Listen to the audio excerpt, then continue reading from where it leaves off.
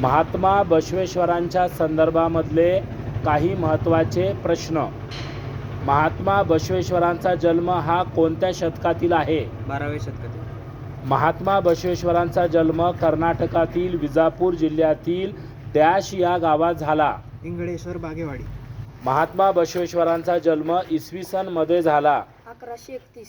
महात्मा बसवेश्वरांचा जन्म कोणत्या दिवशी झाला? अक्षय तृतीय. महात्मा बसवेश्वरांनी कोणत्या पंथाची स्थापना केली? लिंगायत पंथ. महात्मा बसवेश्वरांनी कोणती महत्त्वाची घोषवाक्य म्हटले? कायक वे कैलास. कायक वे कैलास या घोषवाक्याचा अर्थ? काम हेच पूजा आहे. महात्मा बसवेश्वरांनी किती वचने लिहिली? 1414. महात्मा बसवेश्वरांच्या वडिलांचे नाव? मणिरथ. महात्मा बसवेश्वरांच्या आईचे नाव? मादंबा देवी. महात्मा बसवेश्वरांनी डॅश ही संस्था स्थापित केली. अनुभव मंडळ.